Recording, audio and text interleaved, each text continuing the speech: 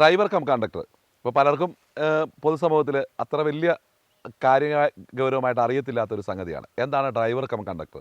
ഇപ്പോൾ നമ്മൾ ദീർഘദൂര ബസ്സുകളിൽ ഒരു ഡ്രൈവറും ഒരു കണ്ടക്ടറും പോവുകയാണ്.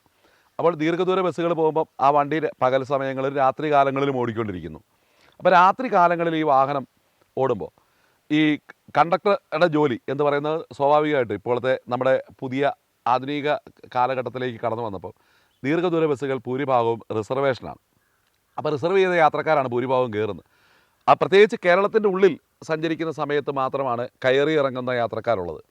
അതും സൂപ്പർ ക്ലാസ് ബസ്സുകളിൽ കയറി ഇറങ്ങുന്ന യാത്രക്കാർക്ക് സീറ്റില്ല എങ്കിൽ കയറി ഇറങ്ങുന്ന യാത്രക്കാരെ കയറ്റാറുമില്ല.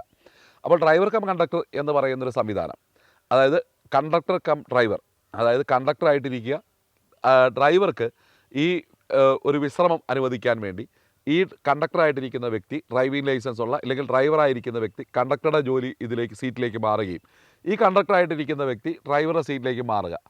അത് ഡ്രൈവിങ്ങിൽ ഒരു ചേഞ്ചിങ്ങാണ്. അപ്പോൾ നമുക്ക് ദീർഘദൂര ബസ്സുകൾ, ലോറികൾ ഒക്കെ ഉള്ള വാഹനങ്ങൾ ഓടിക്കുമ്പോൾ നമുക്കറിയാം, നമ്മൾ തന്നെ ഒരു കാറിൽ പോകുമ്പോൾ ദീർഘദൂര യാത്രയാണെങ്കിൽ അറിയാവുന്ന 2 പേരുണ്ടെങ്കിൽ ഒരാൾക്ക് ചെറിയൊരു ക്ഷീണം തോന്നുമ്പോൾ അടുത്തയാൾ മാറി ഓടിക്കുക, ഇത്രയുള്ള അതിനാ കാര്യം. അപ്പോൾ ഡ്രൈവർ കം കണ്ടക്ടർ സംവിധാനം KSRTC നടപ്പിലാക്കണം എന്ന് കാലങ്ങളായി പറയുകയാണ്. എന്നാൽ ഈ തമിഴ്നാടിനെ കർണാടകത്തിലേക്ക് വണ്ടികൾ നിങ്ങൾ ശ്രദ്ധിച്ചാൽ ഈ വാഹനത്തിൽ ഡ്രൈവർ കം കണ്ടക്ടർ ആണ് എന്ന് എഴുതി വെച്ചിട്ടുണ്ട്. അതിൻ്റെ ഒരു കാര്യം, ആ ഓടിക്കുന്ന ഒരു ഡ്രൈവർ, അയാൾ ഡ്രൈവറുടെ പോസ്റ്റിലുള്ള ആളായിരിക്കാം, അയാൾ കണ്ടക്ടറുടെ ജോലി, ഇപ്പോൾ കണ്ടക്ടറുടെ ജോലിക്ക് കേരളത്തെ സംബന്ധിച്ചിടത്തോളം കണ്ടക്ടറുടെ ജോലിക്ക് 10ാം ക്ലാസ് വിദ്യാഭ്യാസം മതി. അത് പാസ്സാകണമെന്നുമില്ല. 10ാം ക്ലാസ് വരെ പഠിച്ചാൽ ഒരു വ്യക്തിക്ക് കണ്ടക്ടറായിട്ട് നമുക്ക് ലൈസൻസ് കിട്ടും. അപ്പോൾ ഇത് വലിയൊരു ഭാരിച്ച തൊഴിലല്ല. ആ തൊഴിലിനെ മോശമായിട്ട് ചിത്രീകരിക്കില്ല, തൊഴിൽ ഭാരമില്ല എന്നല്ല. കണ്ടക്ടർ ഭാരമുള്ള മേഖലകളുണ്ട്. ഇപ്പോൾ നമ്മുടെ തിരുവനന്തപുരം സിറ്റി പോലെയുള്ള സ്ഥലങ്ങൾ, എറണാകുളം സിറ്റി പോലെയുള്ള സ്ഥലങ്ങൾ നമ്മളിപ്പോൾ ഈ പ്രൈവറ്റ് ബസ്സൊക്കെ പരിശോധിച്ചാൽ അറിയാം. 2 കണ്ടക്ടർമാരുണ്ട്, 2 ഡോറിലും ഓരോ കണ്ടക്ടർമാർ നിൽക്കുക, എന്നിട്ട് അവർ കയറി നോക്കുക. കാരണം തിരക്ക് വർദ്ധിക്കുമ്പോൾ കണ്ടക്ടറുടെ ജോലി വളരെ ദുഷ്കരമാവും. പക്ഷേ ദീർഘദൂര സർവീസുകളിൽ കണ്ടക്ടറുടെ ജോലി എന്ന് പറയുന്നത് താരതമ്യേന ലഘുവായിട്ടുള്ളൊരു ജോലിയാണ്. അപ്പോൾ KSRTC ഇത് വന്നപ്പോൾ നിരന്തരമായി വാഹനങ്ങൾ, ദീർഘദൂര വാഹനങ്ങൾ, ഡ്രൈവർമാരുടെ ഉറക്കം, അമിതമായിട്ടുള്ള ജോലിഭാരം നിമിത്തം ഉറക്കം വരികയും അതുകൊണ്ട് ആ വാഹനം അപകടമുണ്ടാകുകയും ചെയ്യുന്നൊരു സന്ദർഭത്തിലാണ് മറ്റെല്ലാ സംസ്ഥാനങ്ങളിലുമുള്ള ഈ ഒരു ഡ്രൈവർ കം കണ്ടക്ടർ കേരളത്തിലും കൊണ്ടുവരണം എന്ന് തീരുമാനിക്കുക. കർണാടക, തമിഴ്നാട് RTCകൾ ഇത് കാലങ്ങളായി നടപ്പിലാക്കിക്കൊണ്ടിരിക്കുന്ന ഒരു സംവിധാനമാണ്. ഇതിപ്പോൾ നമുക്ക് ഈ വിദേശ രാജ്യങ്ങളിലുള്ള ആളുകൾക്കറിയാം, അവിടെ ഈ ഷട്ടിൽ സർവീസിലോ, അതായത് ഈ ചെറിയ ഹ്രസ്വ ദൂരത്തിൽ ഓടുന്ന എല്ലാ വാഹനങ്ങളിലും ആ കയറി വരുമ്പോൾ ഡ്രൈവറുടെ അടുത്ത് നമ്മൾ പൈസ കൊടുത്ത് ടിക്കറ്റ് വാങ്ങിച്ചിട്ടാണ് പുറകെ പോയിരിക്കുന്നത്. പക്ഷേ ഇവിടെ കേരളത്തിലേക്ക് ഇത് വരുമ്പോൾ ഇത് നടപ്പിലാക്കുവാൻ വേണ്ടി ഇവിടുത്തെ അംഗീകൃത ട്രേഡ് യൂണിയനുകൾ സമ്മതിക്കാതിരിക്കുകയും പിന്നീട് ടോമിൻ തച്ചങ്കരി സാറിൻ്റെ കാലത്ത് ഇത് നടപ്പിലാക്കുന്നു. എന്നാൽ ബിജു പ്രഭാകറിൻ്റെ കാലഘട്ടത്തിൽ കർണാടകത്തിലേക്കും തമിഴ്നാട്ടിലേക്കും പഠിക്കുവാൻ വേണ്ടി സംഘത്തെ നിയോഗിച്ചു. അതാണ് രസകരമായ സംഭവം. അപ്പോൾ കർണാടക പരസ്യം കൊടുക്കുമ്പോൾ തന്നെ യാത്രക്കാർക്ക് സുരക്ഷിതത്വം ഉണ്ട് എന്നറിയിക്കാൻ ഡ്രൈവർ കം കണ്ടക്ടർ ഉണ്ട് ഈ സർവീസിൽ എന്ന് പറയുക. അപ്പോൾ ഇതിൻ്റെ KSRTC ഇത് വന്നപ്പോൾ പ്രശ്നം എന്താണ്? ഇവിടുത്തെ കണ്ടക്ടർമാരായിട്ടുള്ള ആളുകൾക്ക് ജോലി നഷ്ടപ്പെടുന്നു. അത് ട്രേഡ് യൂണിയനുകൾ മന്ത്രിയുടെ മുമ്പിൽ അവതരിപ്പിച്ചൊരു കേസാണ്.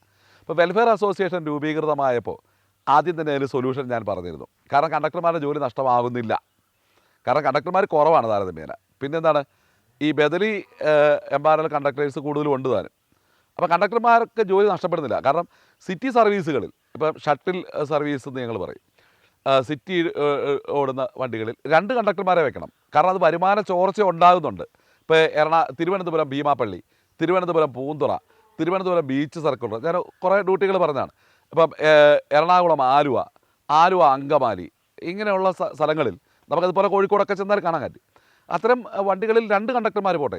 കാരണം വെച്ചാൽ 2 ഡോറിൽ നിന്ന് ടിക്കറ്റ് കൊടുത്താൽ വളരെ വേഗം യാത്രക്കാരെ കയറ്റി ഇറക്കാൻ സാധിക്കും. ദീർഘദൂര ബസ്സുകളിൽ 2 ഡ്രൈവർമാരെ വിടുക. അപ്പോൾ 2 ഡ്രൈവർമാരും 1 കണ്ടക്ടർമാരും, അങ്ങനെ KSRTC ഓപ്പറേറ്റ് ചെയ്തിരുന്നൊരു കാലഘട്ടം ഉണ്ടായിരുന്നു. എനിക്ക് തോന്നുന്നത് 2010 ഒരു 14 വരെയൊക്കെ അതുണ്ട്. അതായത് നമ്മൾ ഉദാഹരണം ഞാൻ പറയാം, തിരുവനന്തപുരം മംഗലാപുരം സർവീസിൽ 2 ഡ്രൈവറും 1 കണ്ടക്ടറും. അപ്പോൾ എന്നിട്ട് 2 ഡ്രൈവർക്ക് ഈ 4 ഡ്യൂട്ടി വീതം. അപ്പം 2 ഡ്രൈവർമാർ, 1 ഡ്രൈവർ പോയിട്ട് തിരുവനന്തപുരം വരുമ്പോൾ 4 ഡ്യൂട്ടി, അടുത്ത ഡ്രൈവർക്ക് 4 ഡ്യൂട്ടി, അപ്പോൾ 8 ഡ്യൂട്ടി ഡ്രൈവർമാർക്ക്. കണ്ടക്ടർക്ക് 5 ഡ്യൂട്ടി. അപ്പം 13 ഡ്യൂട്ടി ഒരു ട്രിപ്പ് മംഗലാപുരം പോയിട്ട് വരുമ്പോൾ കൊടുക്കണം. അപ്പോൾ KSRTC സാമ്പത്തികമായി ഡ്യൂട്ടി വെട്ടിക്കുറയ്ക്കുന്നതിൻ്റെ ഭാഗമായിട്ട് ചെയ്തപ്പോൾ ഇവരെന്ത് ചെയ്തു, ആ ഒരു ഡ്രൈവറെ അങ്ങ് വെട്ടിക്കുറച്ച്. പക്ഷെ ആ ഒരു ഡ്രൈവറാണ് ഏറ്റവും പ്രധാനം.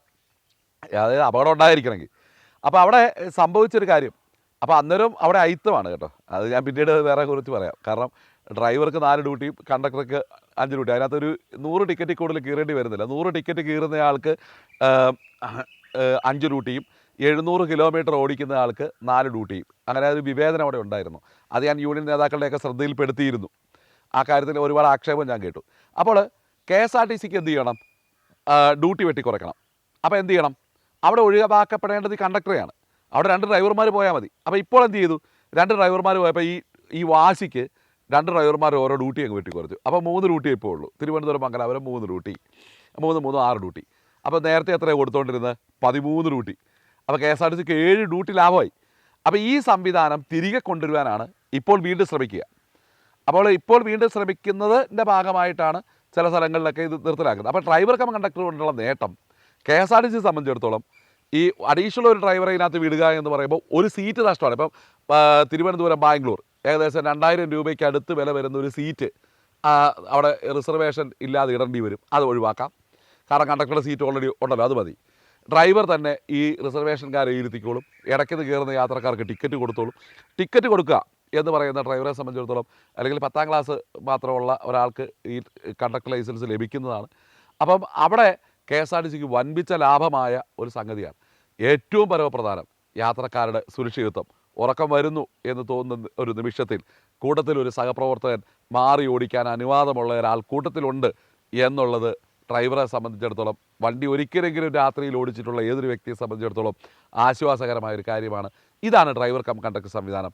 ഇത്രയും നല്ല സുരക്ഷിതവും സുഖകരവുമായൊരു സംവിധാനത്തെ എന്തുകൊണ്ടാണ് ട്രേഡ് യൂണിയൻകാർ എതിർക്കുന്നതെന്ന് കേരളീയ പൊതുസമൂഹം ചോദിക്കേണ്ടതാണ്. KSRTCയിലെ ഡ്രൈവർമാർ ചോദിക്കേണ്ടതാണ്. അവർക്കൊപ്പം നിൽക്കുന്ന ഡ്രൈവേഴ്സ് യൂണിയൻ പോലും ഇതിന് ബദലായി നിൽക്കുകയും ആ ഒറ്റുകാർക്കൊപ്പം ചേരുകയും ചെയ്യുന്നത് എന്താണ്? അതുകൊണ്ട് ഒരിക്കൽ കൂടി ഞാൻ പറയുന്നു, നിങ്ങൾ ദീർഘദൂര രാത്രികാല യാത്രയ്ക്കായി ഒരു വാഹനം തിരഞ്ഞെടുക്കുമ്പോൾ വളരെ കൃത്യമായി ഡ്രൈവർ കം കണ്ടക്ടറുള്ള വാഹനം തിരഞ്ഞെടുക്കുക എന്നറിയിക്കുന്നു. നന്ദി.